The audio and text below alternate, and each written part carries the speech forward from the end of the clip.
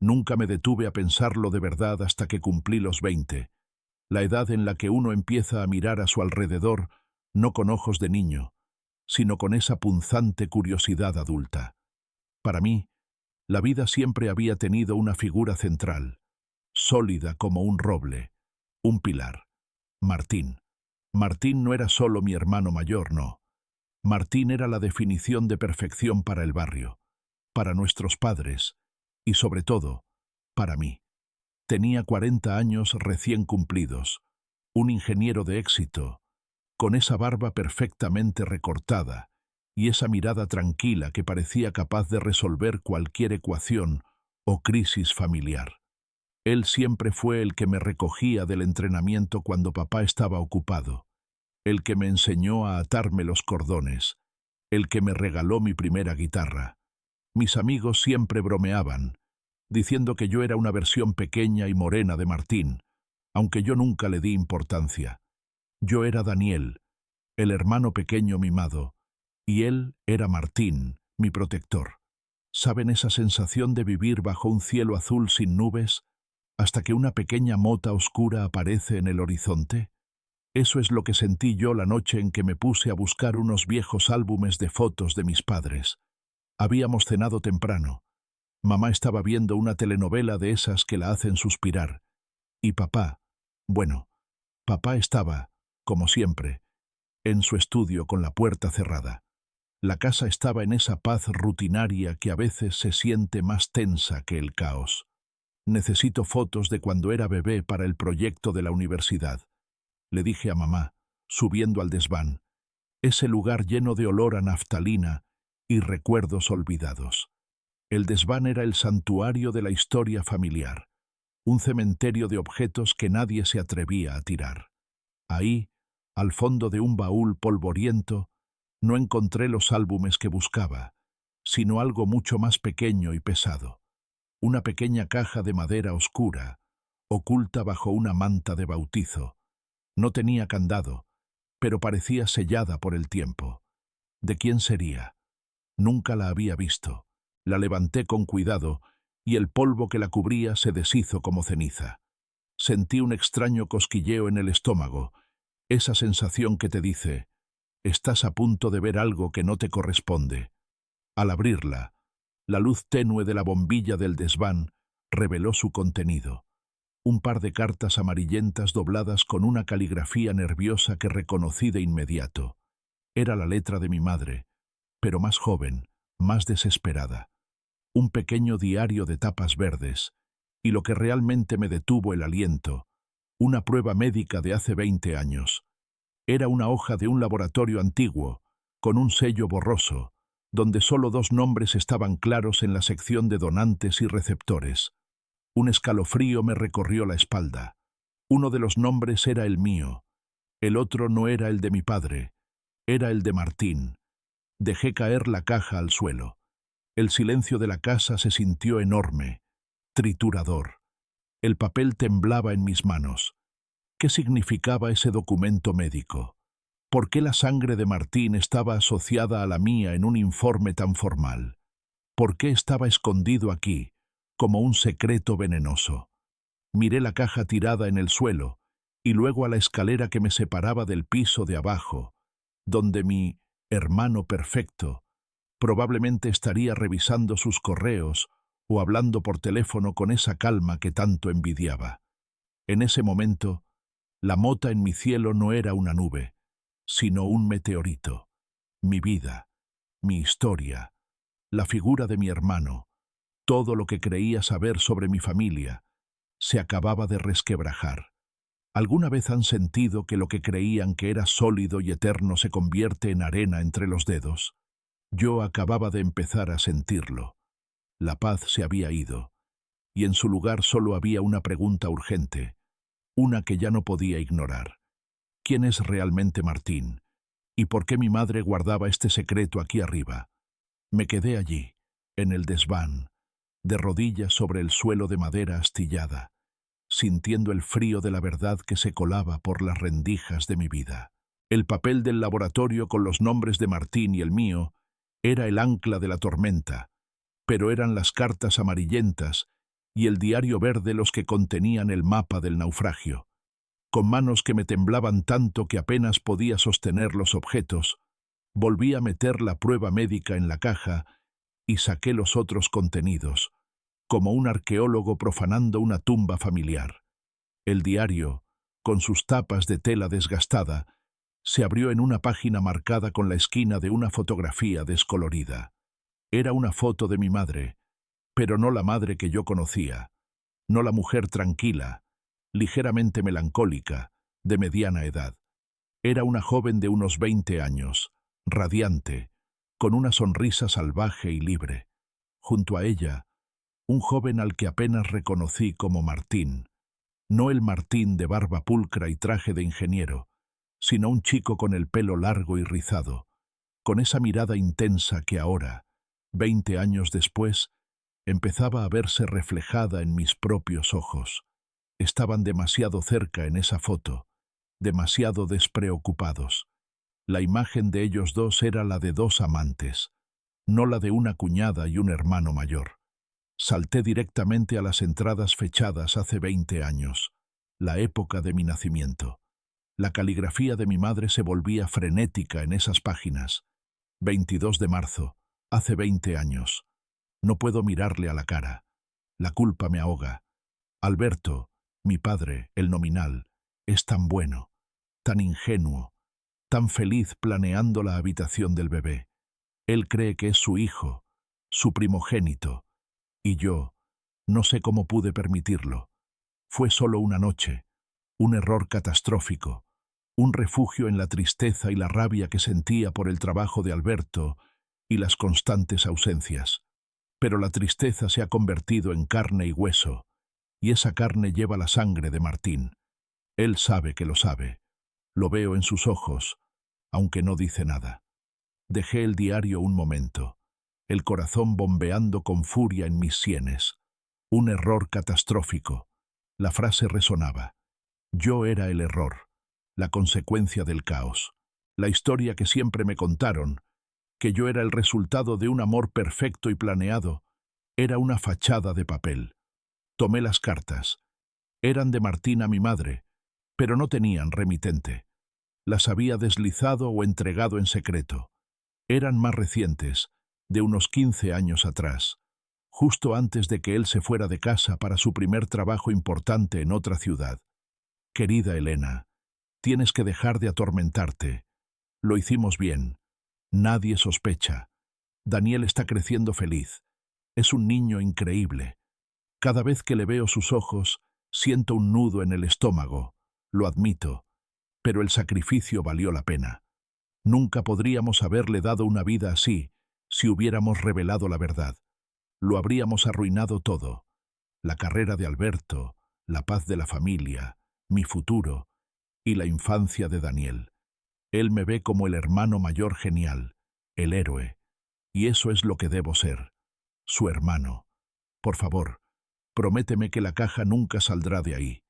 Es lo único que nos ata a esa noche, y tiene que permanecer muerta. Destruye esto cuando lo leas. Martín, mi pilar, mi héroe, un arquitecto de mentiras. Su carta no desprendía remordimiento por el engaño en sí, sino una fría y calculada justificación. El sacrificio valió la pena. Él no solo había participado en la mentira, sino que la había dirigido, la había racionalizado como la mejor opción. No era un desliz de juventud, era una decisión consciente de dos adultos para proteger su imagen y su futuro, usando mi vida como garantía de su secreto. ¿Y mi padre, Alberto? Si él no era mi padre biológico, ¿lo sabía? ¿O era otra víctima inocente en esta red de engaños? Me levanté, sintiendo el cuerpo entumecido, y bajé las escaleras del desván con la caja bajo el brazo, ocultándola bajo mi sudadera. La paz de la casa se había disuelto. Escuché la risa enlatada de la televisión y el murmullo de mi madre desde el salón. Entré en mi habitación y cerré la puerta. Me senté en la cama, y por primera vez en mi vida, miré mi reflejo en el espejo, y no vi a Daniel, el hijo de Alberto y Elena, sino a un extraño, un hijo del secreto. Tomé mi teléfono. La tentación de confrontar a mi madre inmediatamente era casi insoportable, pero el miedo a lo que su respuesta podría destruir me detuvo. Necesitaba más, algo irrefutable. La prueba médica de hace 20 años no era un análisis de paternidad como tal, sino una prueba de compatibilidad de algún tipo. ¿Sangre? ¿Tejidos? Necesitaba entender la terminología. Decidí empezar por lo más simple y doloroso. Mis propios recuerdos. ¿Había habido señales? Pensé en Martín, siempre protector pero distante.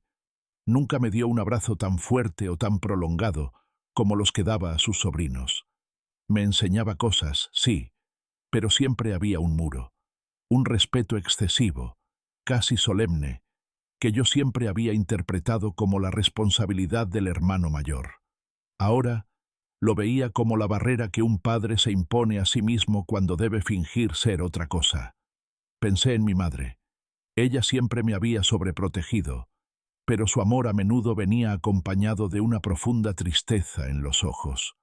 Un día, cuando yo era pequeño, le pregunté por qué tenía ese brillo triste, y ella me abrazó tan fuerte que casi me asfixia. «Es por la vida, mi amor», me dijo. «La vida a veces es complicada». Ahora sabía que esa tristeza no era por la vida en general, sino por la gran mentira que cargaba.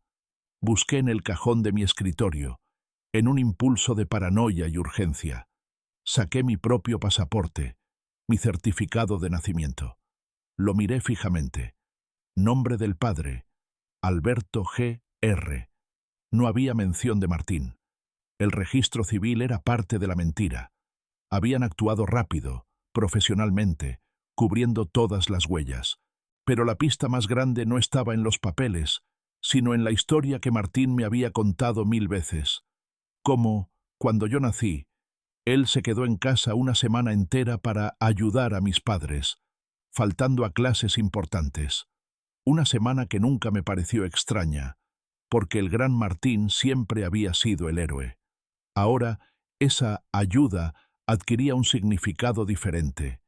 Él no estaba ayudando como hermano, estaba vigilando, asegurándose de que el recién nacido del escándalo fuera correctamente integrado en la familia como el hijo de Alberto. Tomé el diario y las cartas y los volví a meter en la caja. La escondí bajo el colchón. La noche había caído. Yo era un hijo ilegítimo, producto de una infidelidad, y mi hermano era mi padre. Mi mundo era ahora una habitación pequeña y oscura, iluminada solo por la luz de una verdad que quemaba. Sabía que no podía enfrentarlo sin un plan. La verdad es una herramienta afilada, y si la usaba mal, podría herirnos a todos fatalmente. El próximo paso debía ser encontrar a alguien fuera de esta casa, alguien que pudiera haber sabido la verdad sin ser cómplice directo. Necesitaba un testigo. Las siguientes 48 horas fueron un infierno silencioso. Me movía por la casa como un fantasma, consciente de que llevaba la caja de Pandora bajo mi colchón. Cada interacción familiar era una tortura, una obra de teatro absurda en la que yo era el único que conocía el guión real. Mi madre, Elena, seguía en su rutina de aparente calma. Me preguntaba si había estudiado, si quería un sándwich, pero cada vez que sus ojos se cruzaban con los míos, yo buscaba esa sombra de tristeza que había notado en su diario. Y allí estaba, más profunda que nunca, una línea fina de ansiedad alrededor de sus labios. Cuando le pregunté, con una voz que esperaba que sonara inocente, ¿alguna vez pensaste en cómo habría sido nuestra vida si hubieras tomado decisiones diferentes hace 20 años? Ella se puso pálida. Dejó caer el paño de cocina. «Daniel, ¿qué clase de pregunta es esa?» Su tono era de reproche inmediato, pero había una fisura de miedo en su voz. «Solo curiosidad, mamá. La gente a veces se arrepiente», dije, forzando una sonrisa. Ella recogió el paño, pero no me miró a los ojos. «La vida que tenemos es la que elegimos, hijo, y estoy muy feliz con las decisiones que tomamos». Esa palabra, elegimos, resonó con la frialdad de la carta de Martín. Habían elegido mentir. Mi padre, Alberto, era aún más difícil. Él era la víctima inocente en mi mente, y la idea de hacerle daño me paralizaba. Su amor por mí siempre fue incondicional, honesto, pero ahora, cada vez que me palmeaba la espalda o me decía «mi campeón», sentía un escalofrío de repugnancia, no hacia él, sino hacia la mentira que contaminaba su paternidad. ¿Cómo podía vivir con la conciencia de que su hijo era, en realidad, el hijo de su hermano, producto de la traición? Si él lo sabía, era tan cómplice como los demás. Si no lo sabía, ¿podría yo ser quien destruyera su vida a los 60 años? La persona más compleja, por supuesto, era Martín. Regresó a casa el sábado para el habitual almuerzo familiar. Entró en la cocina, radiante y seguro. «Hola, pequeño. ¿Qué tal la universidad? ¿No me digas que sigues con la idea de la banda?» Me dio una palmada cariñosa en el hombro. La familiaridad de su contacto ahora se sentía como una agresión. Le sostuve la mirada. «Martín, necesito hablar contigo de algo. Privado». Él frunció el ceño, divertido. ¿Misterioso? ¿Problemas de chicas? No, de cosas viejas, del desván. Su sonrisa se esfumó. Su rostro, generalmente tan impasible, se tensó. El cambio fue instantáneo y brutal. Fue como si un interruptor se hubiera apagado. «El desván es solo basura, Daniel. ¿Qué encontraste?» Su voz era plana, sin emoción, pero sus ojos estaban gritando. Eran los ojos de la carta, los ojos del arquitecto de la mentira, volviendo a tomar el control. Solo algunas cosas antiguas de mamá, unos papeles que no entendía. ¿Eran importantes? Martín se acercó a mí, su voz bajando a un susurro de advertencia. «Si tu madre guardó algo, es porque es privado, Daniel. Déjalo donde lo encontraste y olvídate de la basura del desván. ¿Entendido?» No era una sugerencia, era una orden, dicha con esa autoridad paterna que ahora me resultaba obscena. La confrontación directa era demasiado pronto. Lo supe al instante. Martín estaba preparado para el secreto, y yo no estaba preparado para su defensa. Necesitaba munición, y eso significaba confirmar la historia con alguien que pudiera hablar sin estar amenazado por el pacto de silencio. Recordé a la tía Carmen. Carmen era la hermana de mi madre, una mujer excéntrica y de lengua afilada que vivía en un pueblo costero a 3 horas de distancia. Ella se había distanciado de la familia 20 años atrás, justo después de mi nacimiento, en lo que siempre se había explicado como una pelea por una herencia tonta. «Mamá, ¿podría ir a visitar a la tía Carmen el fin de semana que viene? No la veo desde hace años», dije en la cena, observando la reacción de todos. Mi padre nominal se encogió de hombros. «Claro, hijo, es tu tía. Pero, ¿por qué el interés repentino?» Mi madre se puso tensa, mirando a Martín. «No es una buena idea, Daniel. Carmen está ocupada. Además, su casa está muy lejos. ¿Por qué no la llamas por teléfono?» «Quiero ir. Es importante». Miré a Martín, asegurándome de que viera que no iba a retractarme. Martín, sin embargo, recuperó la compostura. El profesional de la mentira había vuelto. «Es una buena idea, Daniel. El viaje te despejará. Pero hazle caso a mamá. Llama antes. Esas viejas a veces son temperamentales», dijo con una sonrisa tranquilizadora. Pero era una sonrisa vacía. Estaba midiendo el riesgo. Sabía que él no quería que yo fuera, pero no podía prohibírmelo sin levantar más sospechas. El viaje a ver a Carmen era mi único camino. Esa noche no pude dormir. Saqué la caja de nuevo. Las palabras de Martín en la carta, «hemos hecho bien, nadie sospecha», me quemaron. ¿Cómo se atrevían a vivir una vida de aparente normalidad sobre los cimientos de mi identidad robada? La verdadera clave, sin embargo, estaba en la hoja médica. Busqué el nombre del laboratorio en Internet. Estaba cerrado desde hacía 10 años. Pero la terminología, prueba de compatibilidad HLA de primer grado, sí arrojó resultados. El HLA, antígenos leucocitarios humanos, es un examen utilizado típicamente para determinar la compatibilidad en trasplantes de órganos, pero también se utiliza en pruebas de paternidad no directas o en estudios genéticos familiares. La compatibilidad de primer grado entre Martín y yo, 20 años atrás, era la evidencia forense de que éramos mucho más que hermanos. El documento no decía padre ni hijo, pero confirmaba una conexión biológica irrefutable y necesaria.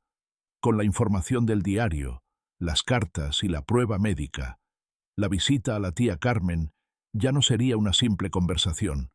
Sería la búsqueda del testigo que pudiera dar contexto al por qué y al cómo del escándalo. Necesitaba que alguien, fuera de la órbita de mis padres, me dijera: sí, Daniel, es verdad, y esto es lo que pasó. La sombra de la duda ya no estaba fuera. Estaba proyectada en cada pared de mi casa, y yo me preparaba para escapar de ella. El viaje a la costa fue largo y opresivo. 3 horas de carretera con el motor rugiendo y mi mente gritando en silencio, repasando las frases de las cartas y la expresión de hielo en el rostro de Martín.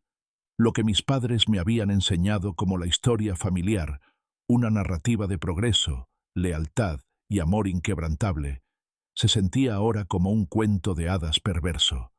Antes de salir, mi madre me había dado un abrazo inusualmente largo y tenso. Recuerda que Carmen tiene una imaginación salvaje, Daniel. No te creas todo lo que dice, me susurró. Una advertencia que solo servía para confirmar que la tía Carmen era, de hecho, la llave. Cuando llegué al pueblo costero, el aire salado me golpeó, fresco y ajeno a la atmósfera sofocante de mi casa. La casa de Carmen era pequeña, desordenada, y olía a lavanda y libros viejos. Ella me recibió con un abrazo entusiasta y ruidoso, muy diferente a la rigidez de mi madre. Carmen era una mujer robusta, con unos ojos increíblemente penetrantes, ojos que parecían haber visto más de lo que la familia quisiera admitir. Nos sentamos en su pequeño jardín trasero, con tazas de café humeante, y supe que tenía que ir directo al grano. No podía andarme con rodeos. Tía Carmen, vine porque necesito saber la verdad sobre algo que pasó hace 20 años, le dije, mi voz sonando inestable. Necesito que me cuentes por qué te peleaste con mamá y papá, justo cuando yo nací. El ruido de las olas pareció cesar. Ella dejó su taza tan bruscamente que el café se derramó. Su rostro, generalmente jovial, se contrajo en una mueca de dolor antiguo. Me miró fijamente, con una intensidad que casi me hizo retractarme. Así que la caja se abrió, murmuró, sin preguntar qué caja. Ella lo sabía. Tu madre y yo no nos peleamos por una herencia tonta, Daniel. Nos peleamos por una mentira, una que tú has estado viviendo. El alivio de la confirmación fue físico, como si me hubieran quitado un peso del pecho, pero fue rápidamente reemplazado por la rabia. Carmen procedió a contarme una versión de la historia familiar que era completamente opuesta a la que yo conocía. Me habló de la juventud de mi madre, Elena, su ambición y su matrimonio con Alberto, mi padre, un hombre bueno pero excesivamente centrado en su carrera. Me contó que Martín, el hermano mayor de Alberto, había regresado de un viaje de estudios justo cuando el matrimonio de mis padres estaba en un punto muy bajo. Martín y Elena, siempre cercanos, habían desarrollado una relación clandestina que Carmen, en ese entonces viviendo con ellos, había presenciado. Era un secreto a voces en esa casa, Daniel. Una noche, tu madre y Martín tuvieron un desliz, un error en un momento de debilidad de ambos. Cuando Elena se dio cuenta de que estaba embarazada, todos creyeron que el niño era de Alberto, el hombre que ella amaba y que podía darle la estabilidad social que deseaba. Pero yo no, dijo Carmen, susurrando. Yo sabía que las fechas no cuadraban. Yo vi cómo Martín miraba a Elena, y luego vi cómo se desesperaba. Él quería hacerse responsable, Daniel, pero ella no se lo permitió. Carmen me explicó que la pelea con mi madre no fue por el bebé en sí, sino porque mi madre y Martín decidieron juntos que la vida de Alberto y el prestigio de la familia eran más importantes que la verdad. Yo insistí en que debían decirle a Alberto: él merecía saberlo antes de firmar como tu padre. Pero Martín, con esa mente fría que tiene, convenció a tu madre de que el secreto era la única forma de garantizar la felicidad de todos, incluida la tuya. Cuando me negué a guardar silencio y amenacé con contarlo, me echaron de sus vidas. Me dijeron que yo era una envidiosa, que inventaba historias para romper la familia, y así fue como la mentira ganó. La historia de Carmen se alineaba perfectamente con el tono de justificación en la carta de Martín. El sacrificio valió la pena. Pero la versión de Carmen añadía un matiz crucial. Fue mi madre, Elena, la que puso la estabilidad social por encima de la verdad. Ella y Martín compartían la culpa, pero el plan de encubrimiento había sido un esfuerzo mutuo y calculado. Le conté sobre la caja, sobre la prueba de compatibilidad de primer grado, sobre el diario de mi madre. Carmen asintió con tristeza. Lo sabía. Sabía que Elena guardaría algo. Ella no es tan fuerte como Martín, Daniel. Él puede vivir con la mentira. Ella solo puede vivir bajo ella. Le pregunté por Alberto, por mi padre. ¿Sabía él la verdad? Carmen suspiró. Nunca lo sabremos con certeza. Al principio no. Era el hombre más feliz del mundo. Pero con el tiempo, el silencio y la tensión entre Elena y Martín le hicieron sospechar. Creo que él eligió no saber. Eligió la familia que le habían dado por encima de la verdad que la rompería. O tal vez, para él, la paternidad fue un acto de amor, no de biología. Esa última frase me golpeó. Mi padre había sabido, o al menos sospechado, y había decidido amarme de todos modos. Eso hacía la confrontación infinitamente más difícil. Dejé a Carmen con la promesa de volver, sintiendo un nudo en el estómago. La historia que me contó era un espejo exacto de lo que había encontrado en la caja, pero ahora tenía la voz de un testigo externo, una voz que confirmaba que la mentira no era un error momentáneo, sino un estilo de vida de 20 años. La duda había desaparecido. Solo quedaba la verdad, dura y pesada. Sabía que al volver a casa ya no podía fingir. Volví a casa con un peso diferente. Ya no el peso de la duda, sino el peso de la certeza, un metal frío y duro que me había forjado en un solo día. La historia de Carmen había llenado los huecos del diario y de las cartas, convirtiendo los fragmentos en una narración completa y dolorosa. Ya no se trataba solo de que Martín fuera mi padre biológico. Se trataba de cómo la ambición y el miedo de mi madre, junto con la frialdad calculadora de Martín, habían conspirado para crear una vida entera basada en el engaño. Me di cuenta de que Carmen, la marginada, la que se atrevió a hablar, era mi única conexión con la honestidad en esa historia, mi aliada secreta aunque distante. Ella no me había dado solo la verdad, me había dado la perspectiva del dolor, la voz de la conciencia familiar silenciada.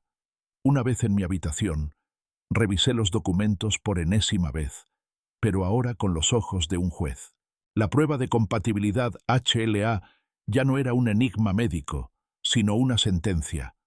El diario de mi madre ya no era una confesión atormentada, sino una admisión de culpabilidad.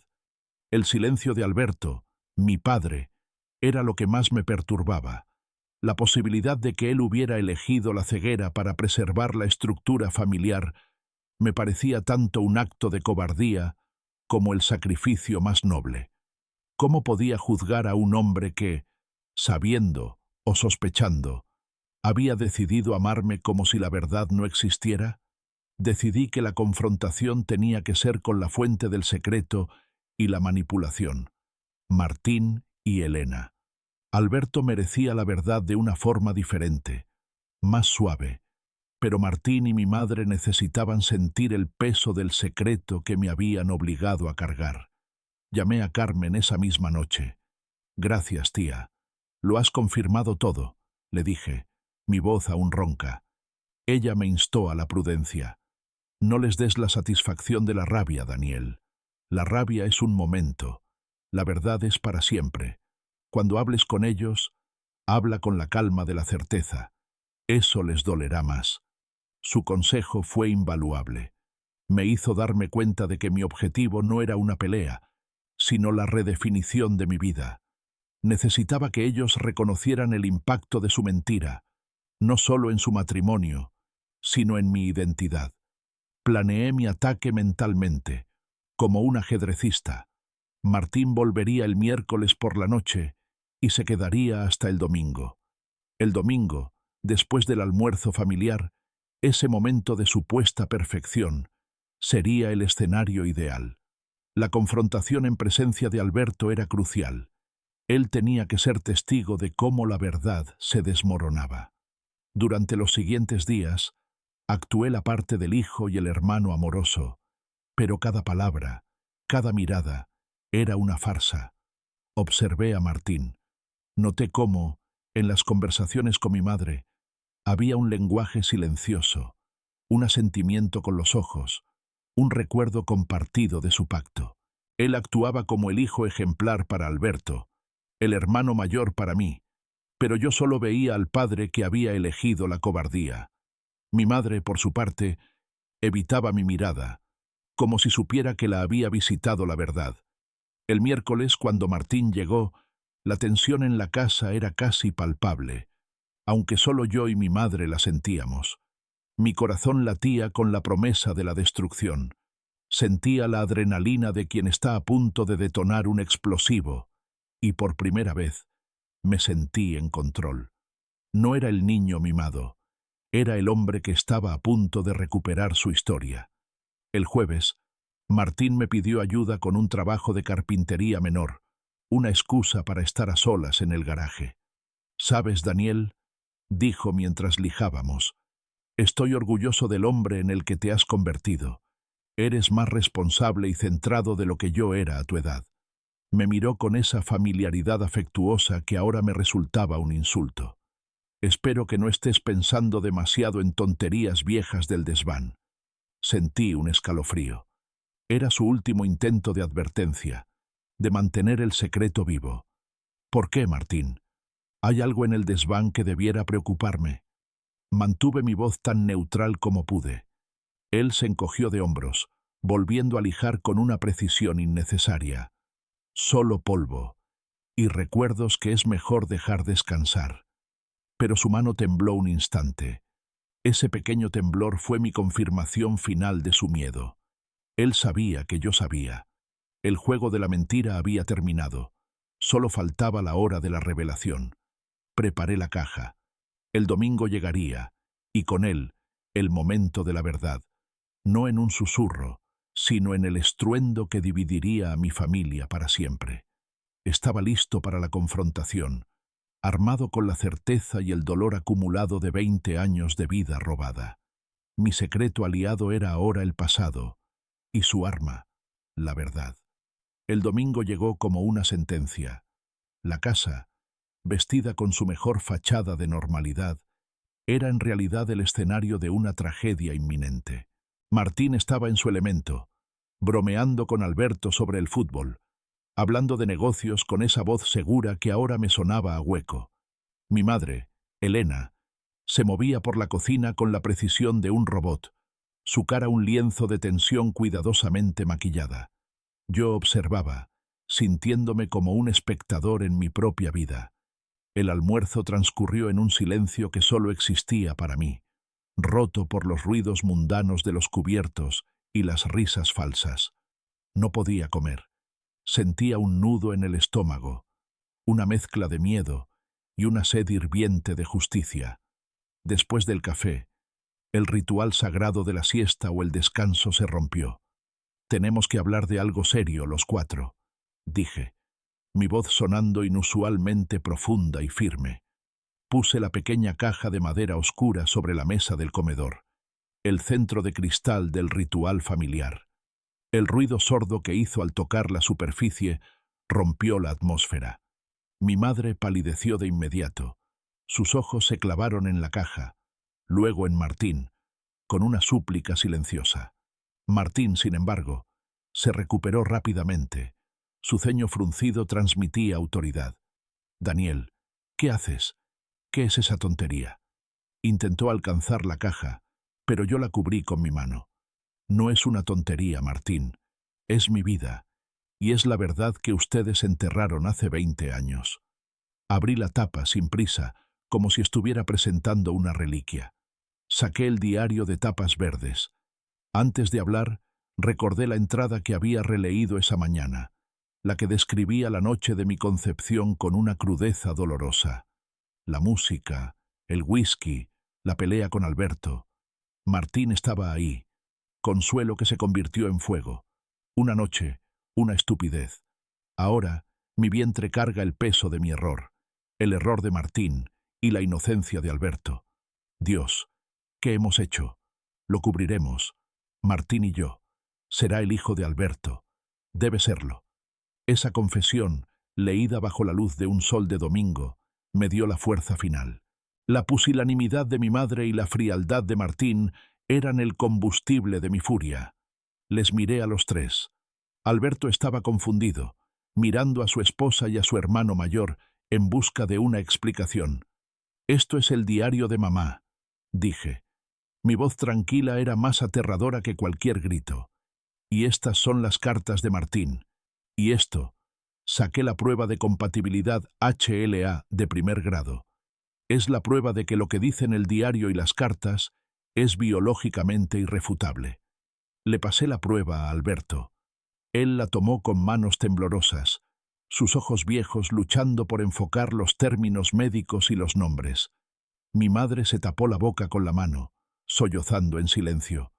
Martín fue el primero en reaccionar. «Esto es una locura, Daniel.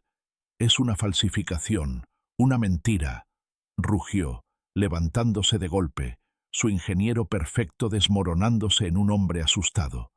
Se inclinó sobre la mesa. «Tu tía Carmen te ha llenado la cabeza de mierda. Ella siempre quiso destruir a esta familia».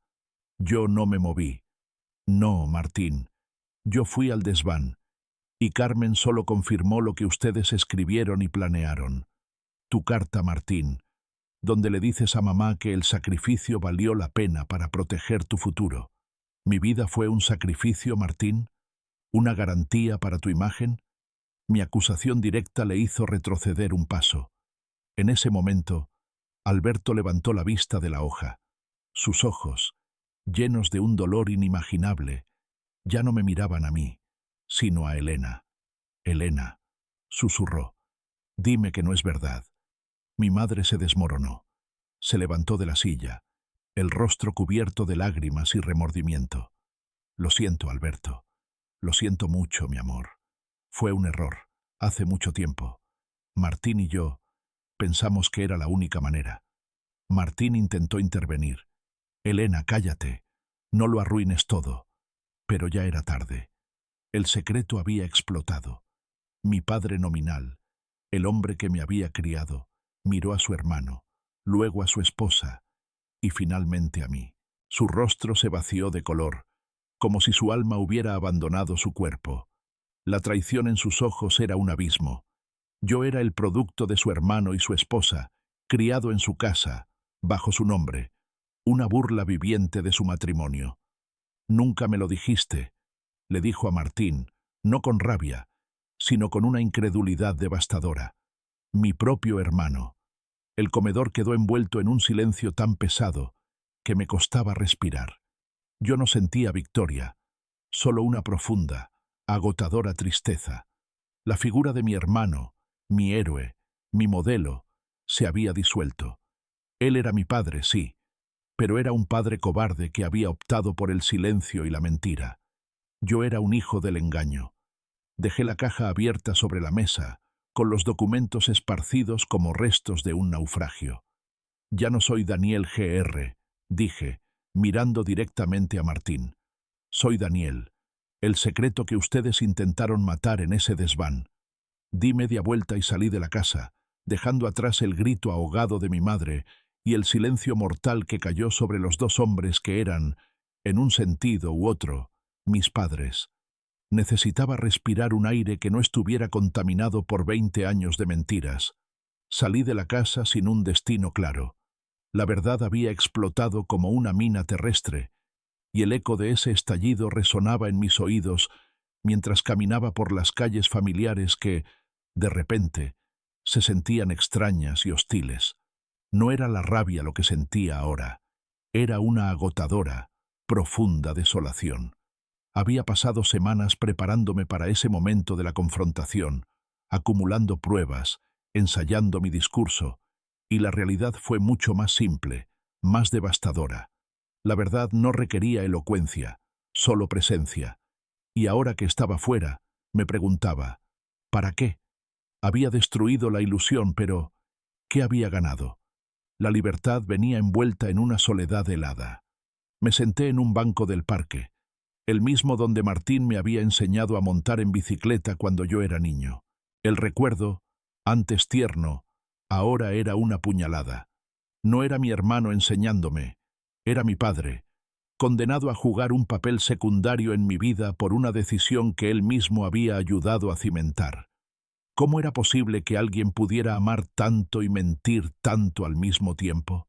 La mentira no había sido un accidente, había sido un proyecto. Yo, Daniel, era el proyecto. Saqué mi teléfono. El impulso de llamar a Carmen era fuerte, pero me contuve. No quería que mi liberación fuera solo un chisme para mi tía. Necesitaba digerir esto solo. La única persona a la que quería escuchar era Alberto, mi padre nominal, el hombre al que le había robado la paternidad. Su dolor era el único que me importaba en ese momento, porque era el único dolor genuinamente inocente en toda esta historia. Horas más tarde, mi teléfono vibró. No era Alberto, era Martín. Lo miré, y la pantalla se iluminó como una advertencia. Lo ignoré. No quería escuchar sus justificaciones bien articuladas, su racionalización perfecta del engaño. Luego, un mensaje de texto de él. Era breve y urgente. Daniel, por favor, no le digas a nadie más. Piensa en Alberto. Volvamos a hablar. Ahora. El mensaje de Martín no era una disculpa, sino una orden más, un intento desesperado de contener la narrativa. Él no estaba preocupado por mi dolor o por el de Alberto, sino por la imagen de la familia y el escándalo que se cernía sobre su reputación. El secreto era su armadura, y yo se la había arrancado. Rechacé su llamada entrante. Si quería hablar, tendría que ser bajo mis términos, no en la oscuridad, sino a la luz del día, y sin mentiras. La idea de que mi vida entera pudiera volver a ser la garantía de su secreto me dio un ataque de náuseas. No más. Más tarde, un mensaje de mi madre, larguísimo, incoherente, lleno de arrepentimiento. Me pedía perdón, me juraba que me amaba, que yo era lo mejor que le había pasado, pero nunca podía terminar la frase. El remordimiento de Elena era sincero, pero llegaba 20 años tarde. Ella se había asfixiado bajo el peso de la mentira, y ahora la libertad la aterrorizaba. A ella tampoco le contesté. El verdadero momento de la verdad no era la confrontación, era ahora. Darse cuenta de que la verdad, por sí sola, no cura nada, solo expone la herida. Me di cuenta de que tenía que tomar una decisión sobre mi propio nombre. Daniel G.R. Debía rechazar el apellido de Alberto, un apellido que había sido usado para encubrir la verdad, pero si lo rechazaba, estaría hiriendo aún más al hombre que me había amado incondicionalmente. Era un callejón sin salida. Decidí que, por ahora, mi nombre seguiría siendo Daniel. El resto, la identidad, tendría que reconstruirse ladrillo a ladrillo, pero con la verdad como cimiento. No volvería a casa esa noche. No podía.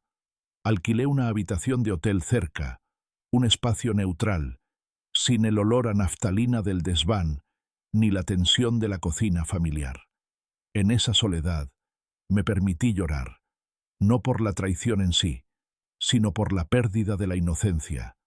El Daniel que creía en la perfección de su familia había muerto. Al caer la noche, otro mensaje. Este era diferente. De Alberto.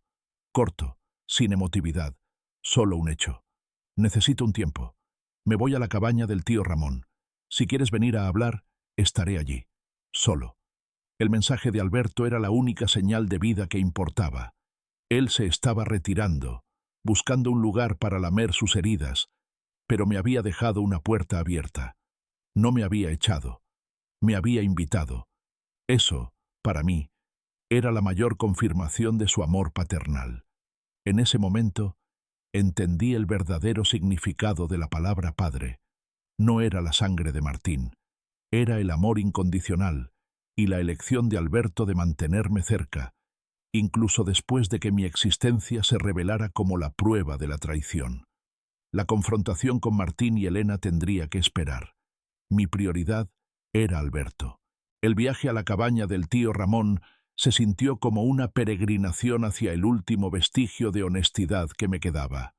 Conduje las 2 horas que separaban la ciudad del refugio rural, con el silencio de la noche como único compañero, mi mente incapaz de procesar nada más que la imagen de Alberto, roto, mirando el papel de la prueba. Él no me había echado, me había invitado. Esa pequeña diferencia era el mundo entero. Cuando llegué, la cabaña estaba envuelta en la oscuridad.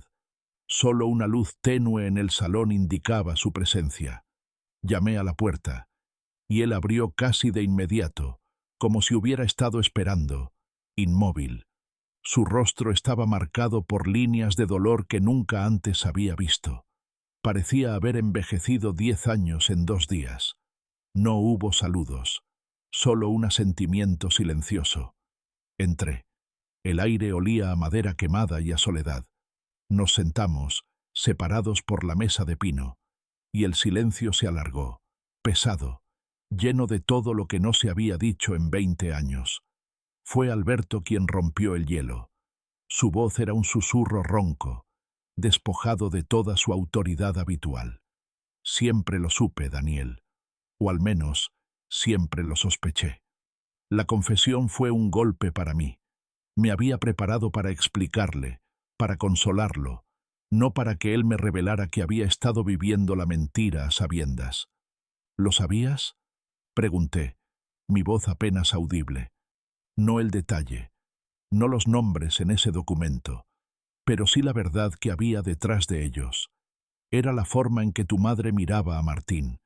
Era la forma en que Martín reaccionó cuando supo que Elena estaba embarazada. Era la tensión en el aire que nunca se fue, incluso después de que Martín se fue de la ciudad. Era la culpa que Elena cargaba. Hizo una pausa, mirando el fuego en la chimenea. Yo era un hombre enamorado de mi esposa y obsesionado con tener un hijo.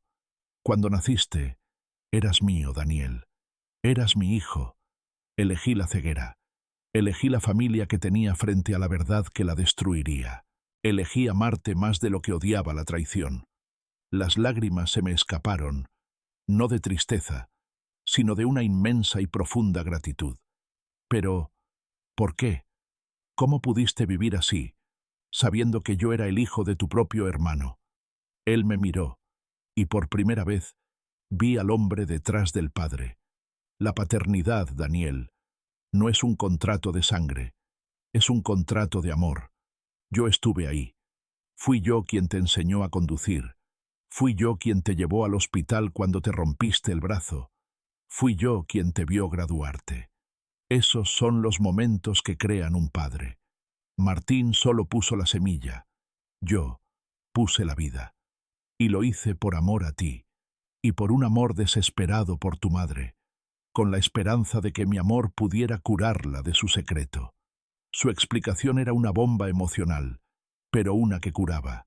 Mi rabia hacia el secreto no disminuyó, pero mi respeto por Alberto se elevó a una altura inalcanzable. Le conté sobre la caja, sobre las cartas de Martín, sobre la fría justificación de sacrificio para proteger sus imágenes. Alberto asintió, con una expresión de comprensión dolorosa. Martín siempre ha sido un hombre práctico. Siempre pone su reputación y su futuro por delante de las emociones.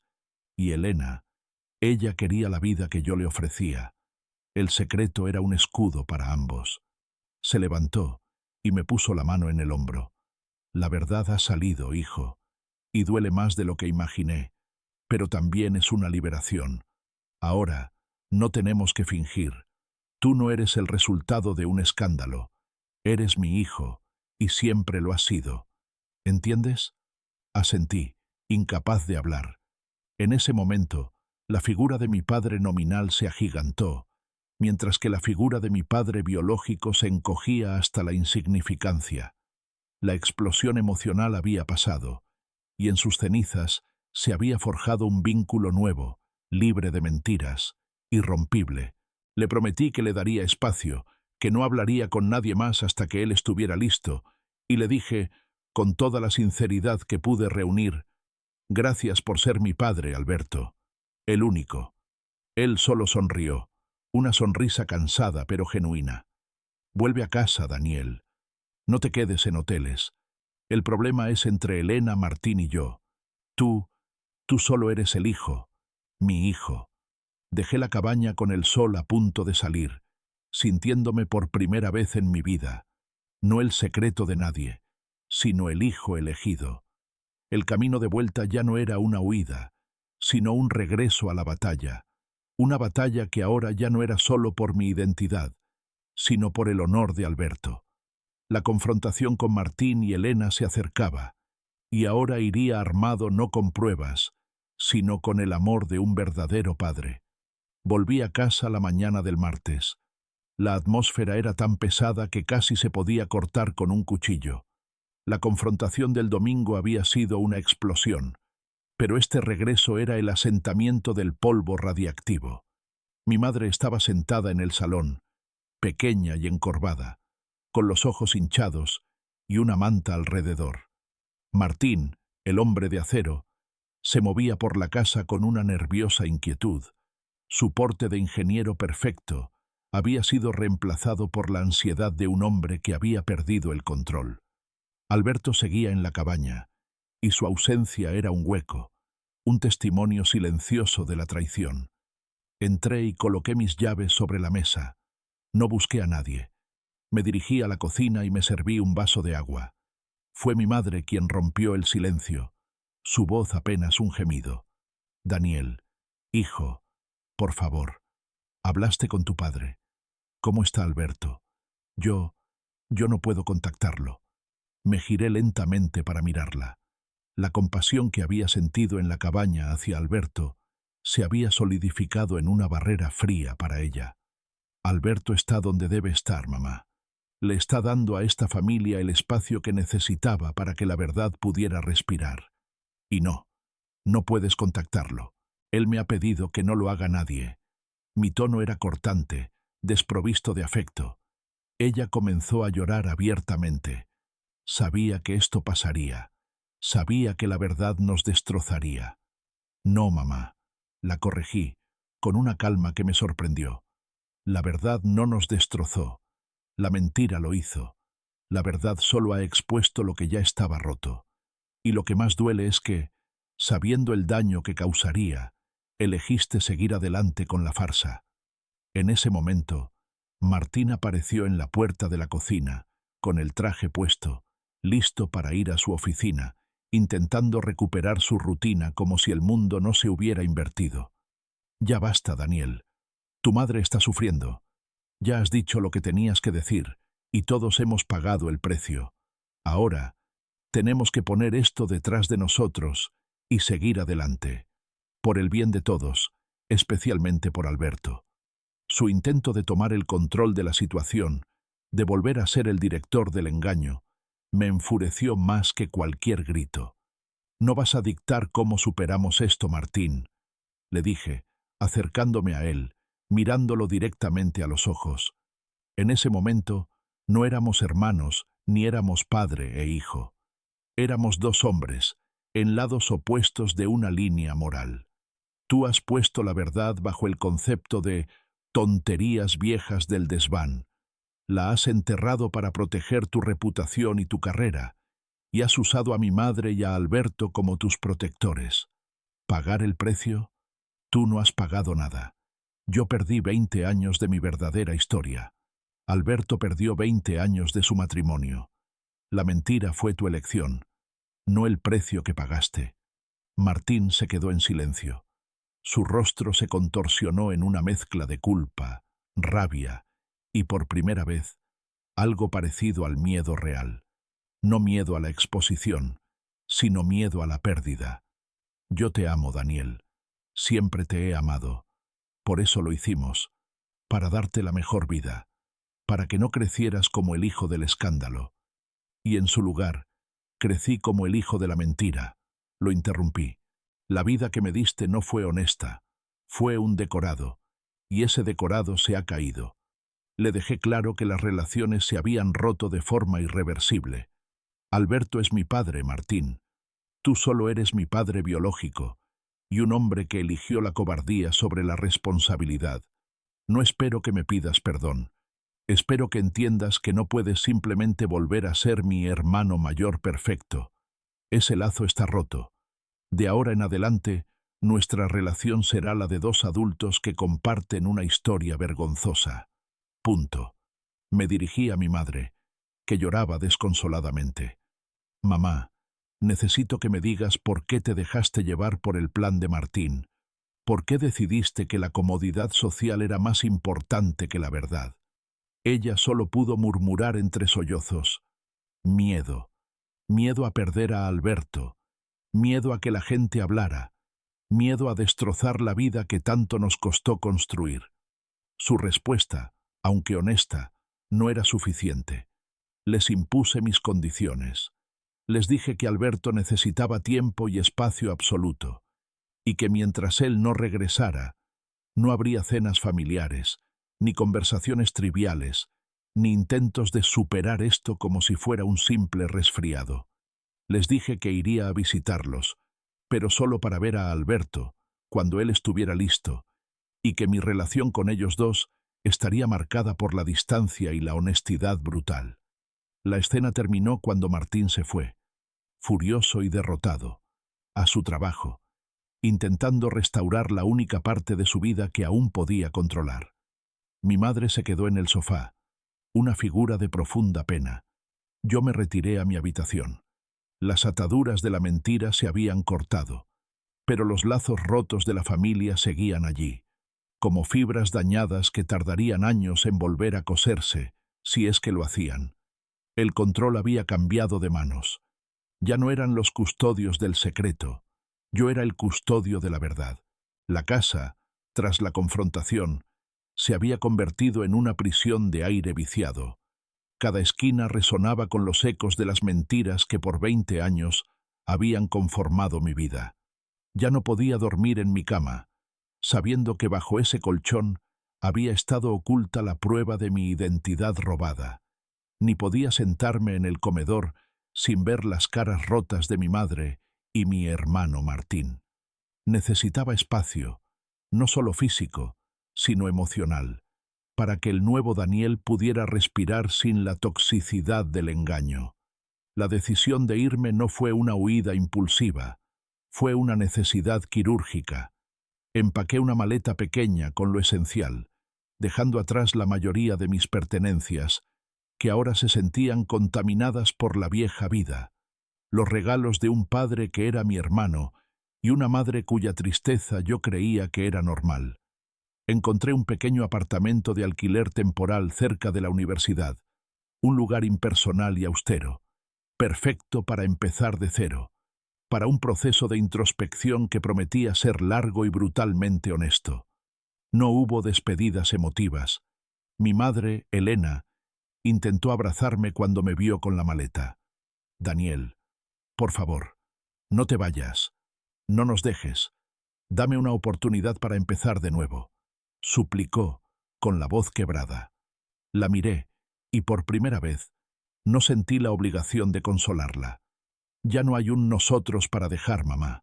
Ahora solo hay individuos que tienen que lidiar con sus propias verdades. Yo necesito averiguar quién soy sin el apellido de Alberto, sin la sombra de Martín. Cuando lo sepa, Tal vez podamos hablar de un nosotros. Ella se derrumbó en el sofá. Martín, que estaba en una videollamada de trabajo en la sala de estar, colgó al verme. Me miró con una expresión indescifrable, una mezcla de resentimiento por la interrupción de su control y el dolor genuino de la pérdida. Piensa bien lo que haces, Daniel. Estás arriesgando la estabilidad de tu vida por un viejo error. Su discurso era predecible, siempre volviendo al cálculo, a la estabilidad. El error es vivir una vida que no es tuya, Martín. Le contesté con firmeza. Y tú ya no tienes derecho a aconsejarme sobre mi vida. El arquitecto de la mentira ha sido despedido. Ahora, yo diseñaré mi propia vida. Ni siquiera le di tiempo de responder. Simplemente salí por la puerta, dejando atrás el silencio de la casa, sintiendo cómo los cimientos de mi vieja identidad se derrumbaban tras de mí. La reflexión en el apartamento austero fue implacable. Me obligué a mirar mi certificado de nacimiento, mi pasaporte, mi carné de conducir. Daniel G. R. ¿Quién era ese hombre? ¿Un constructo? Me di cuenta de que la mentira de mi origen había infectado cada aspecto de mi personalidad, desde mi elección de carrera, la ingeniería, la profesión de Martín y el deseo de Alberto, hasta mis relaciones. Ahora tenía la oportunidad de elegir, de redefinirme, pero la libertad se sentía aterradora. Recurrí al único lazo sano que me quedaba, Alberto. Le envié un mensaje de texto desde mi nuevo refugio. Estoy bien. Me fui de casa. Necesito tiempo, igual que tú. Solo quería decirte que la cabaña fue el mejor momento de mi vida y que sigo siendo tu hijo. La respuesta llegó a los pocos minutos, concisa y llena de amor paternal. Lo entiendo. Estaré aquí cuando me necesites. Y tú eres mi hijo siempre. Nunca lo olvides. No importa el apellido, importa el corazón. Y el mío es tuyo. Ese mensaje fue mi ancla. La sangre no me definía. El amor de ese hombre sí. Mi padre, biológico, Martín, continuó enviando mensajes, algunos fríos e insistentes, sobre la necesidad de mantener el secreto de la opinión pública, otros con peticiones de perdón más largas, pero siempre teñidas de justificación. Le ignoré. El proceso de curación requería distancia absoluta de su manipulación.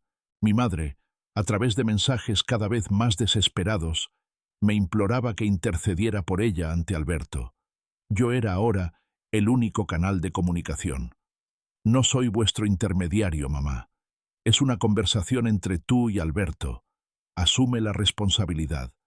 Me di cuenta de que mi rol había cambiado de víctima a juez, un papel agotador pero necesario. La partida era más que un cambio de dirección. Era el reconocimiento de que la identidad de uno es un proceso activo, no un regalo genético o social. El primer paso fue quemar simbólicamente los vestigios del secreto. Tiré a la basura todas las fotos donde Martín y yo posábamos como el hermano mayor y el pequeño, todas aquellas imágenes que ahora eran falsas. El diario de Elena y las cartas de Martín se quedaron en la caja que guardé en el fondo de un armario. Eran pruebas de la historia, no de mi futuro.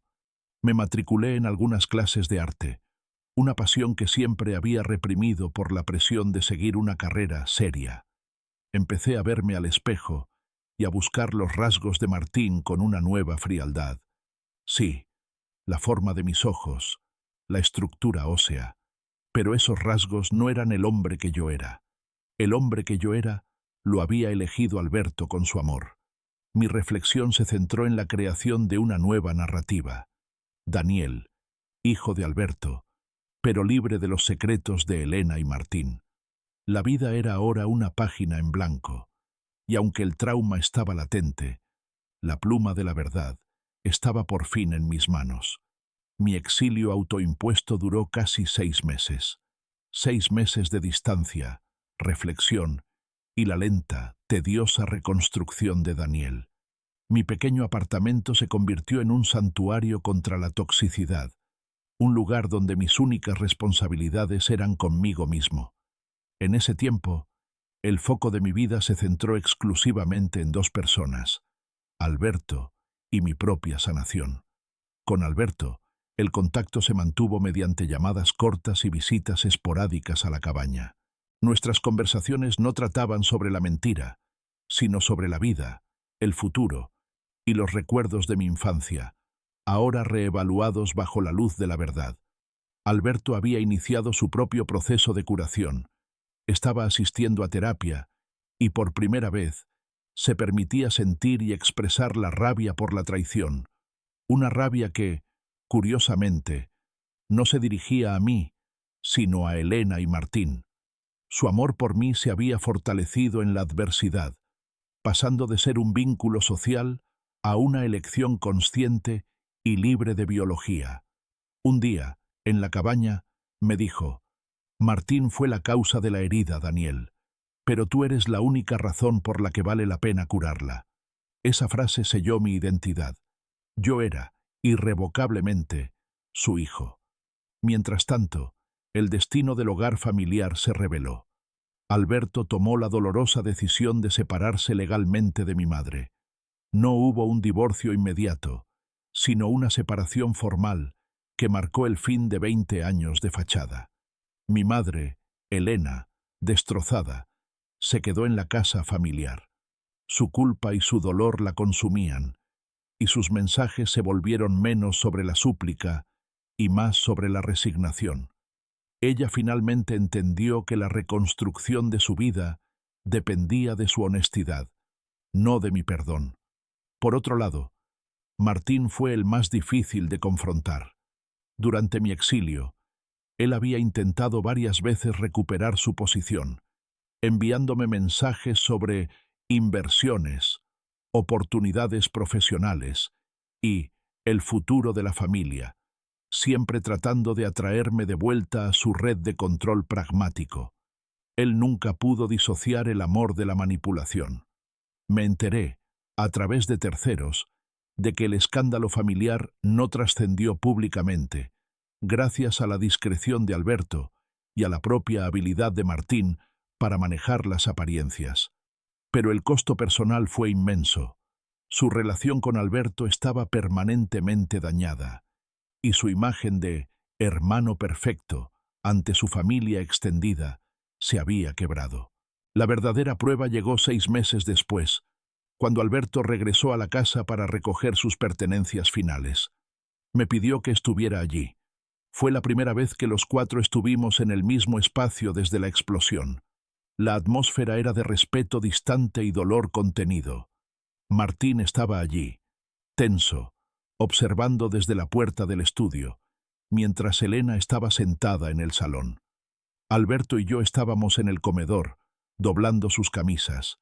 En un momento, Martín se acercó a mí, sin poder contenerse más. «Daniel, he pensado mucho en esto. Entiendo el dolor que te causé. El único error que cometí fue no ser honesto desde el principio, por miedo. Pero te juro que todo lo que hice por ti, cada consejo, cada ayuda, fue por amor paternal. Te amo. Y si alguna vez necesitas algo». Hizo una pausa, y vi en sus ojos una súplica desnuda, despojada de su arrogancia. Era el primer paso de un hombre orgulloso hacia la aceptación de su propia imperfección. Lo miré, y por primera vez, no sentí rabia, sino una piedad fría. «Te creo, Martín. Creo que me amaste, a tu manera. Pero tu amor siempre estuvo condicionado por tu necesidad de mantener la mentira. Ese amor no me sirve. Ahora, yo solo necesito una cosa de ti: silencio. Dame espacio para ser solo el hijo de Alberto, y tal vez, con el tiempo, pueda verte sin el peso del resentimiento». No le ofrecí un abrazo ni la reconciliación. Le ofrecí una verdad limpia, sin adornos. Él asintió, derrotado, y se retiró. Esa noche, ayudé a Alberto a instalarse en su nuevo apartamento. Mi relación con él era ahora mi único baluarte familiar. El primer paso hacia la aceptación había sido dado.